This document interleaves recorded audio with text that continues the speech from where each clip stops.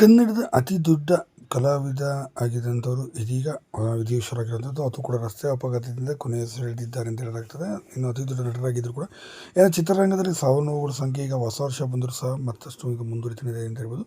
ಈಗ ಇದೇ ಸಾಲಿನಲ್ಲಿ ಮತ್ತೊಬ್ಬ ಖ್ಯಾತ ನಟರೀಗ ಸೇರ್ಪಡೆ ಆಗಿರುವಂಥದ್ದು.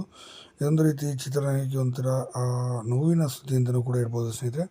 ಬೆಳ್ಳಂಬೆಳಗ್ಗೆ ಬಂದಂಥ ಆಘಾತಕಾರಿದ ವಿಚಾರ. ಅವರು 1 ವಾರಗಳ ಹಿಂದೆ ತಾನೇ ಅವರು ಅಪಘಾತವಾಗಿತ್ತು.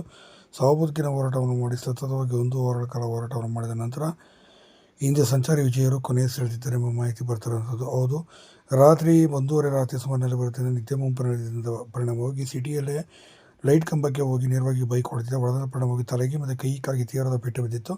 ಇದೇ ಸಮಯ ಕೈ ಕಾಲು ಕೂಡ ಮುರಿತವಾಗಿತ್ತು ಅಂತ ಹೇಳಲಾಗ್ತದೆ.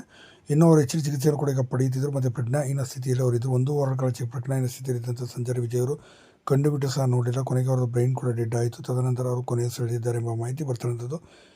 ಹೀಗಾಗಿ ಸಂಚಾರಿ ವಿಜಯರು ಕೊನೆಯುಸಿರೆಳೆದಿದ್ದಾರೆ. ಇತ್ತೀಚೆಗೆ ದೊಡ್ಡ ಪ್ರಶಸ್ತಿಯನ್ನು ಕೂಡ ಪಡೆದಂಥ ಗಳಿಕೆಯವರಿಗೆ